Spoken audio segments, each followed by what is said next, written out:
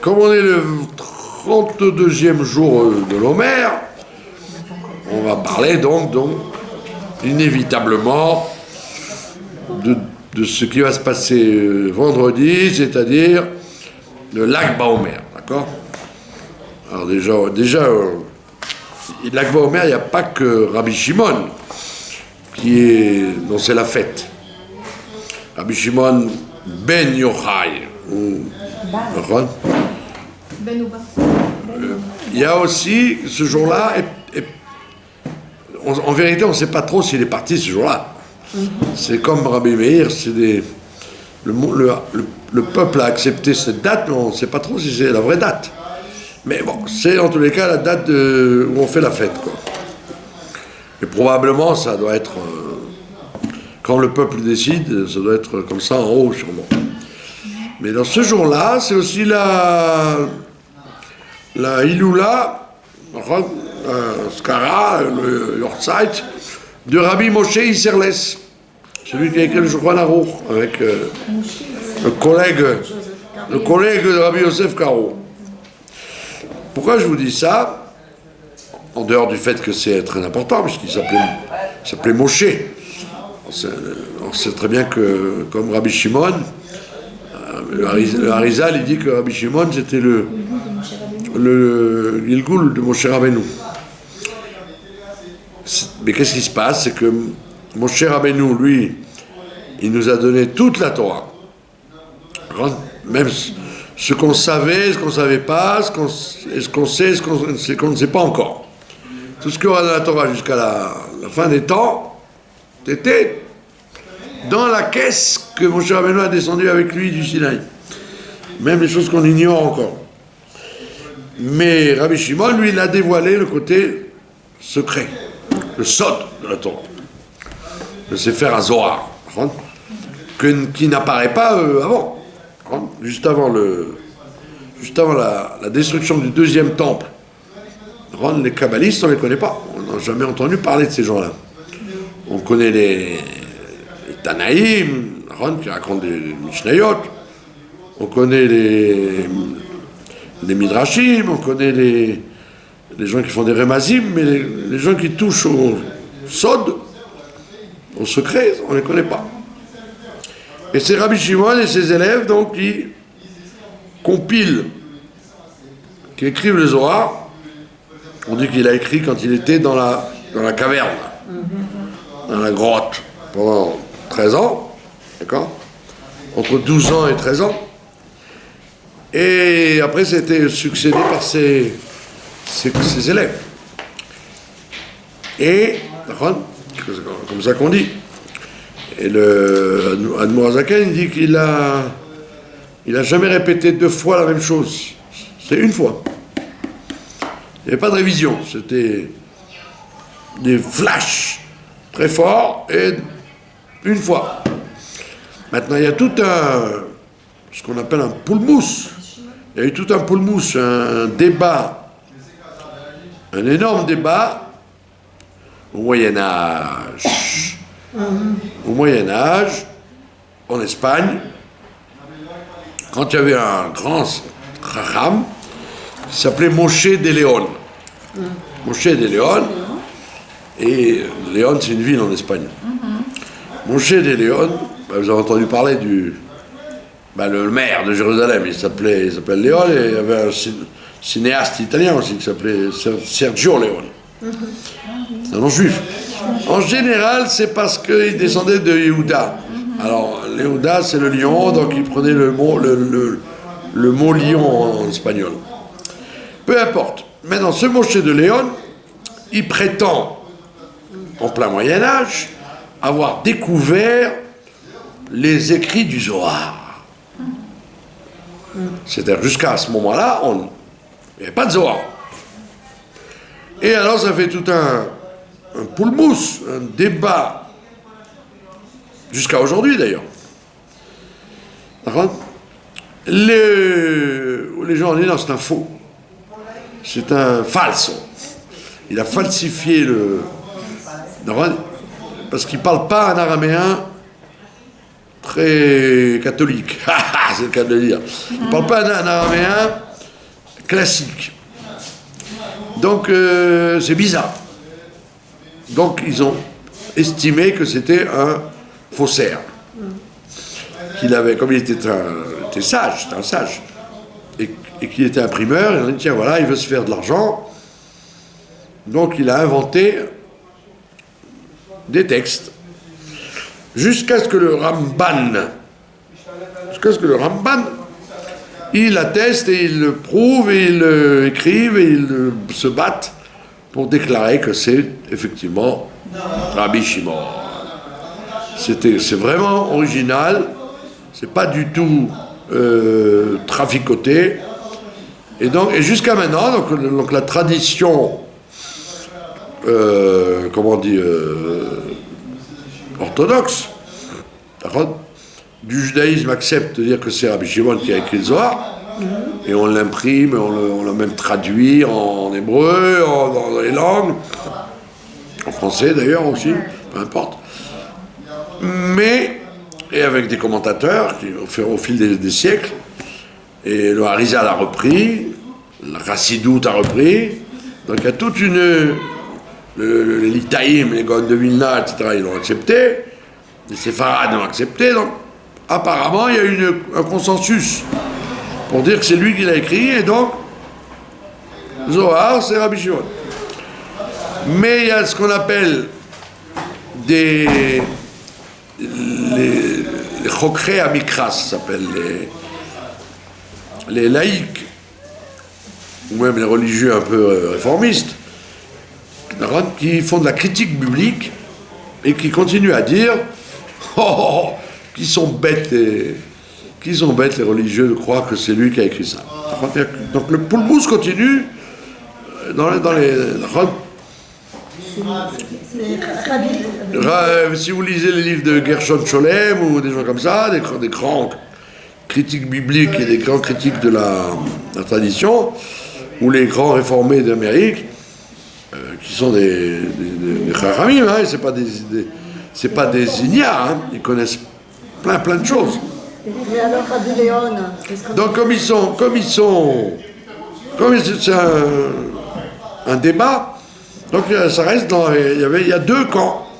Il y a le camp des orthodoxes et traditionnalistes qui acceptent Bepashtout que c'est Moshe de Léon qui l'a découvert, mais que c'est pas lui qui l'a écrit. Et les autres ils disent non, il l'a écrit carrément. Donc jusqu'à maintenant le débat est là, nous on s'appuie sur le Ramban. C'est le Ramban qui est notre référence pour attester que c'est vrai. Bon, alors à part Rabbi Shimon Ben Yochai dans le Talmud et Bar Yochai dans le Zohar, à part lui, il y a un autre personnage, donc on l'a dit, très important, celui qui a écrit le Shulchan Aruch, il s'appelait Rabbi Moshe Isserles. Et lui aussi, il est parti à la Baomer. Alors il y a des comment on appelle ça, des traditions un peu farfelues qui disent qu'il avait aussi 33 ans quand il est parti, Lag. Mais en vérité, il était beaucoup plus vieux. Peu importe. Et ce qui est intéressant, pourquoi je vous dis qu'il est parti le même jour avec Baomer, c'est parce que dans le Shulchan Aruch, quand vous ouvrez le Shulchan Aruch, il y a deux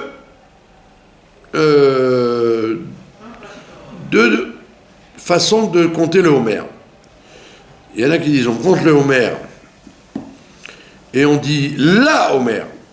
Nous allons vers le Homer. D'accord ? Vers le Homer, alors que le Homer c'était ce dont on parle dans la paracha de cette semaine, dans les morts. Le Homer, c'est ce qu'on offrait le lendemain de Pessah. Le lendemain de Pessah, on allait couper le Homer, qui était qui n'était pas du kousmine, ni du chita, ni du c'était une des 5 céréales qui était en fait de la seora, c'est-à-dire de l'orge. D'accord ? Comme dit la Gemara, c'est un aliment que les animaux y mangent. C'est pas un aliment noble. La céréale noble, c'est c'est le blé et le kousmin, les céréales blanches. Bekitsour, bien qu'on ait offert le Homer le lendemain déjà de Pessah, comme dit le Passouk de cette semaine, Mimachorat à Shabbat, le lendemain de la fête, on descendait à Motza, pas loin d'ici, quand vous sortez de Jérusalem, vous avez un Yishuv qui s'appelle Motza, et les équipes de Kohanim, ils descendaient avec force, chansons et flûtes et tout ce que vous voulez, avec des flambeaux, ils descendaient, coupaient le Homer dans la nuit, et après le lendemain, ils l'offraient au Beth Amikdash. Donc, c'est pas logique tellement de dire la Homer, que nous allons vers le Homer, puisque nous l'avons déjà compté, nous l'avons déjà coupé et offert. D'accord? Donc il y en a qui disent, on ne doit pas dire la Homer, quand on compte les jours, on doit dire Ba Homer, dans le Homer, dans les jours du Homer. Vous avez compris? C'est une notion grammaticale qui en vérité change tout. Alors la plupart des Ashkenazim ils disent Ba Homer. Ba Homer.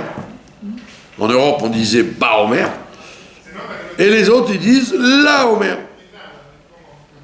Les Séfarades et les Chassidim ils disent La Homer. Alors vous allez vous demander, attends, mais alors pourquoi on ne dit pas ce soir, enfin demain, pourquoi on ne dit pas Lag La Homer, on aurait dû dire. C'est pour faire kavod au Rama. Parce que le Rama il dit Ba Homer lui. C'est lui qui dit. Il ne faut pas dire là, il faut dire Ba Homer. Vous avez compris? Il habitait à Cracovie. Alors lui il dit, c'est le prince de la Torah européenne, enfin de la halakha européenne, alors que l'autre c'est le prince de la halakha israélienne et séfarade, quoi. Rabbi Yosef Caro, c'est en espagnol. Alors que lui, le Rama, il dit non, il faut dire Ba Homer. Alors pour lui faire kavod, une fois dans tout le conte, tout le monde dit Lag Ba Homer. Alors que tout le monde aurait dû dire Lag La Homer. Vous avez compris? C'est vrai, pour faire l'unité entre tout le monde, parce qu'en fait, c'est pas gênant que tu dises là ou bas, en vérité, même si tu dis rien, tu comptes sans avoir besoin de dire la Homer. C'est une précision, parce qu'on sait très bien que c'est le Homer que tu comptes. Donc tu utilises le nombre de jours sans parler du Homer. Si tu dis ce soir, on est le 32e jour, tu n'as pas besoin de dire du Homer. Nous sommes le 32e jour, c'est tout. Vous avez compris? Donc c'est pas gênant de dire la Homer ou bas Homer. Mais c'est pour faire plaisir au Rama. D'accord?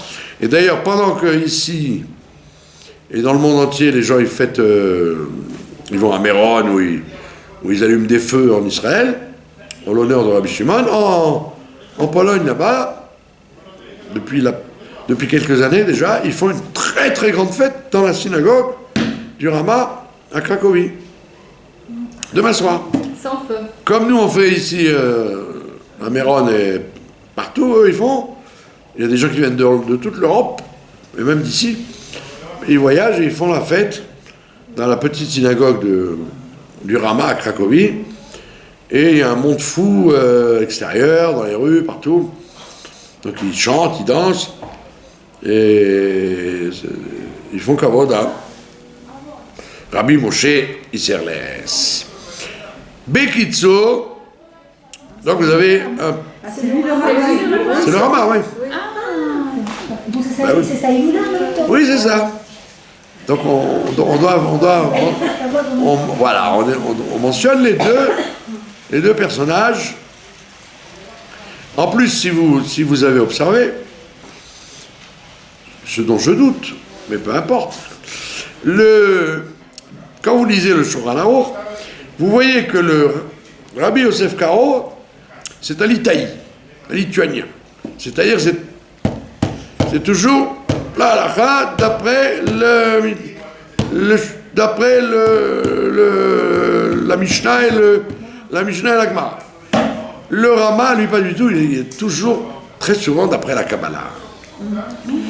C'est un posek alpi Kabbalah, alors que le Shulchan Aruch, il est alpi niglé, quoi. Ça n'intéresse pas les conceptions Zohar, Tikkun Zohar, Arizal, vous verrez jamais ça dans le Rabbi Yosef Karo. C'est très niglé, quoi. C'est très Midrash, Mishnah et Gemara, pas plus. Jamais Et d'ailleurs, c'est ce que vous voyez dans la pratique. D'accord? Quand les gens se marient, hommes et femmes, on ne parle pas de n'importe quoi que fait le monde aujourd'hui, femme, homme, chien et homme, ou cheval et... On parle d'un mariage entre êtres humains, un homme et une femme. Tranquille. D'accord? Aujourd'hui, tout le monde utilise un anneau, une bague, pour sceller le kiddushin entre l'homme et la femme. Sous la choupa, le khatan, il donne un bijou à la kala, et c'est toujours une bague qui lui passe au doigt. Et d'où c'est tiré, ça? Vous c'est tiré? Théoriquement, on aurait dû donner de l'argent, comme il y a écrit dans la Mishnah. Quand on se marie, comment on se marie avec de l'argent? Donc on aurait dû donner, ce que je sais moi, un louis d'or, un Napoléon, un beau truc. Ou même une petite pièce, ça aurait suffi. Pourquoi on donne une bague? Parce que c'est le Rama qui dit ça. Le Rama, il dit, au nom du Tikkun Zohar, on ne donne pas d'argent, mais on donne une bague. Donc on voit bien que le minag généralisé de mettre une bague au doigt de la kala, ça vient du Zohar, du Tikkun Zohar, et pas de la Mishnah et de la Gemara. Et tout le monde fait comme ça. Personne aujourd'hui ne donne une pièce d'or. Tout le monde fait. Et donc quand vous vous interrogez, vous dites mais c'est marrant, parce que le Rama il dit on donne une bague. Et il dit c'est Tikkun Zohar. Donc on voit bien que très souvent, on va retrouver ça quand on lit dans le Shulchan Aruch, puisque aujourd'hui tous les Shulchan Aruch sont imprimés avec les deux, avec Rabbi Yosef Karo et le Rama en même temps, pour qu'on soit d'aplomb. Il n'y a pas de Shulchan Aruch où il n'y a que l'un ou que l'autre. D'accord? Alors le Shulchan Aruch, il a été accepté par tout le monde, mais le Rama, il a aussi été accepté parce que lui, il était tellement humble qu'il voulait jeter son livre. Il dit, si on garde mon livre, il y aura la guerre. Deux Torah, c'est comme s'il y avait Bet Shammai et Bet Hillel en même temps, c'est la guerre. Donc il a dit, je jette mon livre. Et les élèves lui ont dit, non seulement tu le jettes pas, non seulement tu l'enterres pas, mais on le publie avec. Et donc, tous les Shulchan Aruch que vous achetez, ils ont toujours les deux, le Shulchan Aruch et les réflexions du Rama avec. D'accord? Donc, c'est un jour en même temps qui fusionne Rabbi Shimon et Rabbi Moshe Isserles. D'accord? Dans la Ketouba, il n'y a pas écrit quelque chose. Dans la Ketouba n'a rien à voir avec le mariage. La Ketouba, c'est un... La Ketouba, c'est un acte que les Chachamim, ils ont demandé d'écrire pour protéger la femme du divorce. Pour que à l'époque, avant la Takana, avant l'instauration de Rabbeinu Gershom,